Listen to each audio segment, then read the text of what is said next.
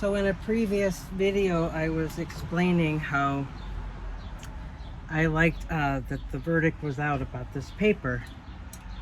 And I said that, not to repeat myself, but I said that I was liking some features of it because I was able to lift out areas almost to white.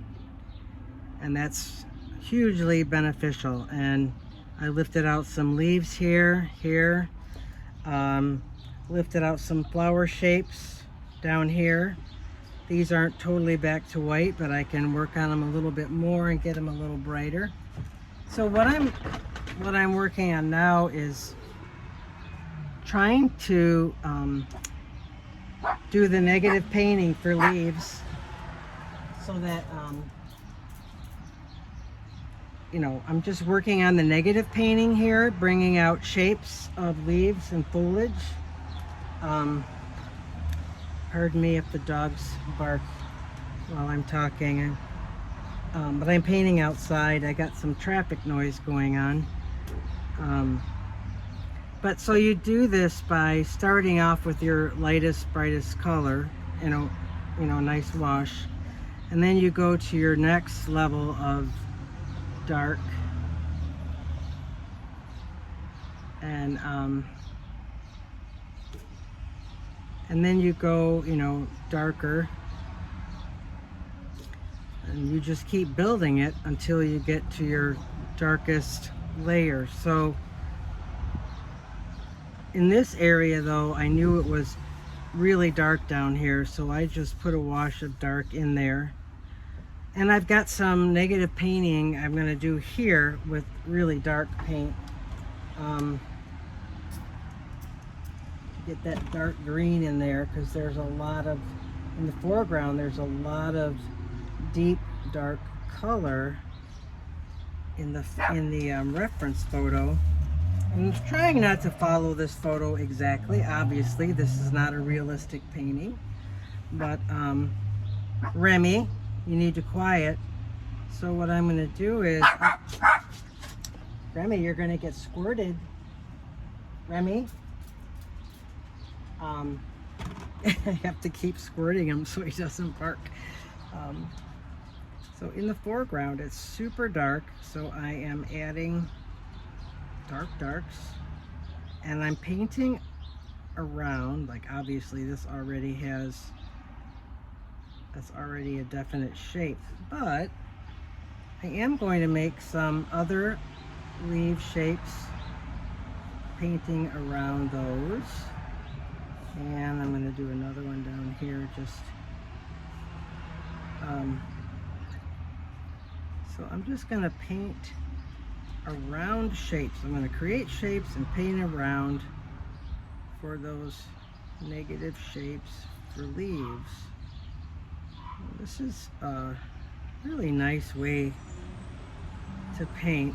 Gives a suggestion of leaves. You don't have to go into detail. It really does give a good suggestion.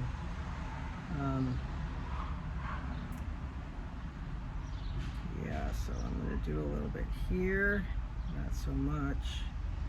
This, because this is super dark, I want to keep it super dark in the front. I know it's super dark around here. Now when watercolor dries, it does dry lighter. So there are cases when I'm painting and I want a really super rich dark, I have to do several layers. This paper though, the more you put paint on top of it, it lifts the layer underneath. So that is another thing that happens when you use UPO. It also happens when on the aqua boards, the ampersand aqua board that I have used, that's what happens when you use that too. So sometimes I don't like that, and that's one of the things I don't like about this, because I paint in layers where I go on top, just keep going, you know, over and over. Like sometimes on paintings, like if I'm doing a skin tone, you'll probably see I probably have like, gosh, 15 layers of paint sometimes. Because watercolor in its truest sense, if you were to think about it, it's like painting with the white surface and the transparency of the watercolor. It's almost like putting a colored glass, different colors of glass over top of each other. So when you put down, say you put down a yellow, shade of yellow, and you let that completely dry, and then you go back and you put down a nice transparent layer of red. Those two colors with the white paper shining through are going to create a beautiful orange. So that is the beauty of painting transparent watercolor like that, because you can really create just luminous, beautiful watercolors. That's what I love about it. I really do love that about watercolor. So right now it's rush hour. People are getting off of work. I live on a busy corner. I'm painting outside. So I apologize for all the noise that you're going to hear. Can't help that, but you know what? I do love painting out here. I don't even notice it really when I'm in the zone. I don't notice the noise at all. You know, the only noise I notice right now is the dog playing with a rock. I know you can hear that. I have to get some big balls for them to play with, like a volleyball or something that they can kick around. These dogs are pretty acrobatic, actually. Remy, I swear he's got springs in his feet. I swear he's got springs on the bottom of his feet. Sometimes he jumps like at least a foot or more off the ground, especially when he's trying to get something off a table or the counter. He cracks me up. He has so much energy. So anyway, right now I'm just painting negative shapes. You can see I just made a leaf here, a leaf there. Trying to get that real rich dark in the foreground. I'm just going to do that solid. I'm going to do that solid right there. Just do that solid. It's pretty dark. And somebody, see a lot of hot rods. Sometimes on a nice day like today, you'll see a lot of plastic cars drive by, or souped up trucks, motorcycles. Oh, there's another pooch. I think they'll be talking to each other pretty soon. Right? Right, puppies? So I'm picking out these areas, the stem of a flower and this leaf of a flower right here that's poking through in the foreground. I'm just painting around it to bring it out. I see the stem right here. I'm going to do that, paint that right there. That right there. There, let's do that. There, that's pretty dark around those flowers. Although I have to blend it in because I don't want it to be so obvious. Like, I want a nicer transition. Oh, see what I mean about it lifting off? Look, I'm trying to blend it, and it literally lifts the other color off. That's what I do not like. So instead, I'm going to drop this color back in, which I don't like to do. But I'm going to drop that color in so that they mix, make a better transition. Gee, I kind of ruined that right there. Negative shape painting. Let's do a leaf right there. Just a hint of something. Now, see, that lifted. That totally lifted right there. I put a color down and didn't even see it. Do that. Do that.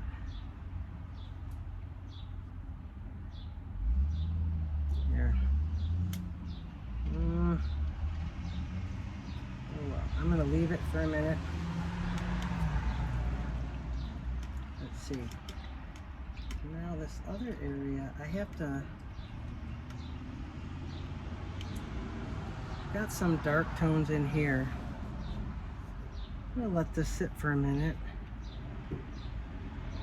I've got a lot of negative painting to do in here, but I'm gonna bring out some of the flower here, bring some more of that flower out. I was trying to mix color to see what color that is. I have a reference photo that I'm working on. It's a picture of a really pretty picture I took of a front porch in Harbor Springs. Oh, that's the color right there. Okay, that's the color. So I don't know what kind of flowers these are, but they're like little, kind of like little pom-poms. That I'm sure if I saw it in person, up front and personal, I would know. I'm going to add some more Rose of Ultramarine, which is a really pretty color. That is right mauve. That's by Daniel Smith. I was buying a few purples, and that was one that I had bought. I'm going to add more permanent rose. Winsor Newton permanent rose is an absolutely beautiful permanent color. Yep, there we go. I'm going to add some more of that. Yep, that's more vibrant. That's what I want. I want more vibrance right in there. Well, actually, it's too dark. Too dark. Let's blot that up. That is too dark. That's too dark. I'm gonna go add more of this permanent rose. Yep, there we go. And add more water. I need more water to lighten the color. Still too dark. Too dark. Alright, now let's try this.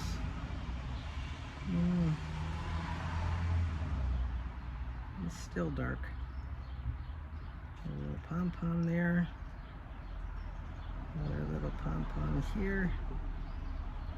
It's darker on the bottom than it is on the top. Some of them have multi-layers. It's just, and then there's another one that goes like this. There. There's one. There. And then there's some pretty yellow flowers back there too. And there is some beautiful violet in these.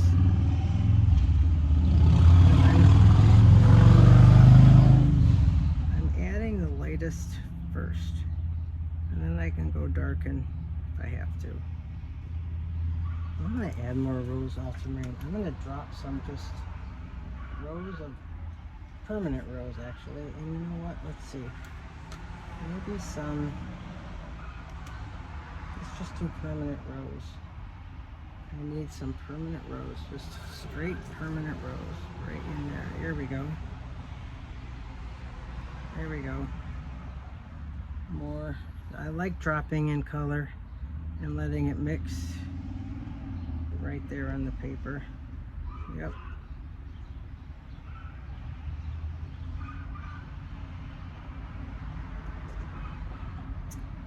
The little puppy that I have, Rue, he loves to be outside. He loves being outside. He just loves it. Remy, not so much. Remy likes the inside. Don't know why. Remy loves the snow. Rue doesn't. But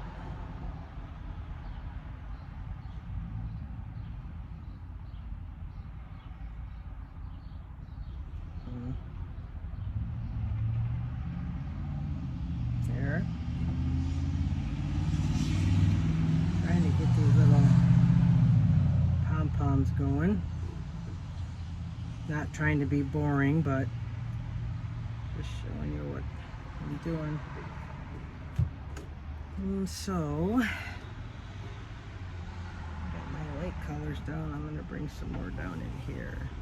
Right there. Right there. Just, I'm not painting detail. I'm just giving suggestion. The power of suggestion. That's all I'm doing here. And I'm actually going to make these a little more purple as they go in here. That is actually, let's take that out. That is a different flower, actually. This one is the same, the pom-pom, but that one is not. I gotta be careful of that one. I wasn't paying attention. You gotta pay attention. And sometimes when I talk too much, I make mistakes. Yep, imagine that. Who, me? Yes, me. I'm gonna, that one, when this color's dry here, I'm gonna go in with a deeper violet on some of these. These flowers here, these are more violet, so I'm actually gonna start by putting a blue down. Pretty blue. Like a purpley blue. Let's put that down first. If I can. I ran out of a color of paint. I'm almost afraid to go on to see how much it's going to cost me to replace it. That's not fun.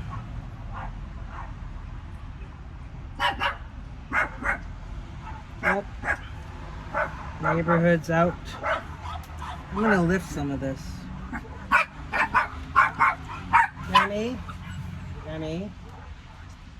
Hey?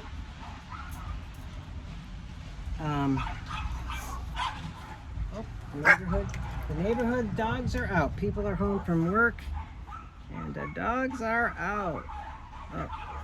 So when you lift this, you got to be careful of touching the edge of dark. That's the only problem when you put dark down and then you go to paint light things. If you come close to that edge with the water, that dark is going to bleed in. Sorry guys, but Remy, you have to be, okay, you got to be quiet. You got to be quiet, bud. See that squirt bottle, Remy? Mama keeps her squirt bottle handy. It doesn't hurt the dogs. Don't worry, people. I'm not going to hurt them. Nope. These guys are my everything right now.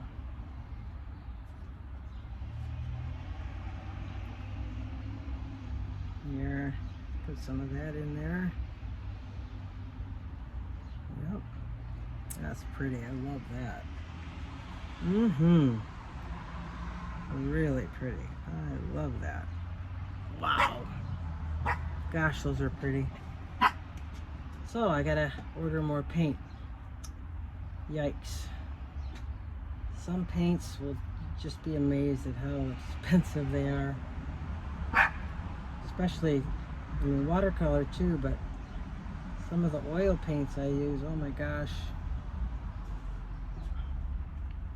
I remember not too long ago I paid $90 a tube for two colors that I use. And then I bought a special white paint, a large tube. And that was, I think that one was like 100 something. So yeah, people don't realize how expensive creating art actually is. They have no idea how much art supplies cost. They just don't. It's not that they just don't. It's not their thing. It's not their reality. They have no idea. But I love how those two things mixed. I put the blue in with that, and it made just such a beautiful purple. And that's exactly the color I was looking for too. So I'm a happy camper. Yep, I'm a very happy camper. So I'm putting, this isn't wet anymore, but I put this color on top of another color and it made purple.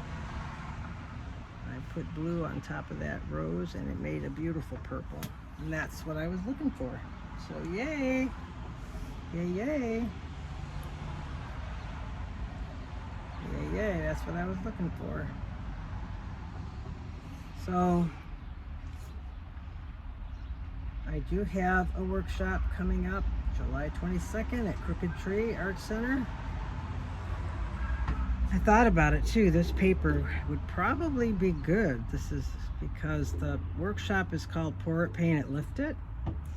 And an element, a very key element to this workshop is putting paint on. First you pour it, you mix I got a magic potion to use. And then we take the paper outside. We mix about anywhere from 3 to 5 colors, ones that will blend and mix well when they're poured on the paper. And then we go outside and we pour, and allow these colors to spontaneously mix on the paper. Move the paper around a little bit. And then in all the chaos, we then go back in, draw a subject onto the paper, and then make a beautiful, beautiful poured, lifted painting out of the chaos. Colorful chaos. And it's so much fun because you can use stencils, you can use stamps, you could just use paint, doesn't matter. But it is a great class. And July 22nd, it's a one-day deal, 9:30 in the morning till 4:30 in the afternoon. Supply list, I'm going to provide the supply list for everybody. And I've got to tell you, if you want to learn how to paint watercolor, just, you know, do it in a whole new way, this is definitely a class you won't want to miss because it's so fun, it's so spontaneous, it makes us think outside of the box. It's not your typical watercolor class at all.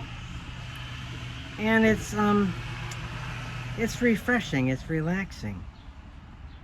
You know, it is, because you don't have to worry about getting every single detail just perfect.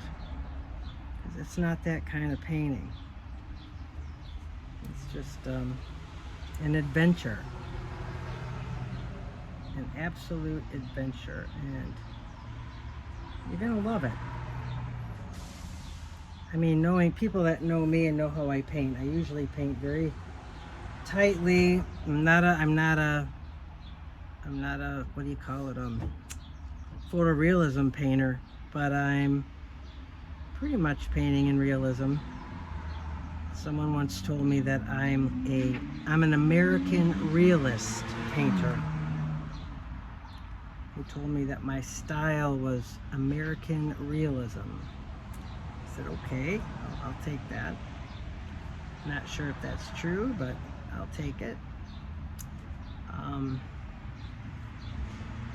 So I paint that way most of the time, and when I did a workshop in this before myself, I did a painting, and I absolutely loved painting that way. It just let my imagination go where probably like Star Trek, where no man has gone before. It made me think, differently. I like that. You learn a lot when you do that. When you allow your brain to wander and go a different place and explore, you'd be amazed at how many wonderful things can happen.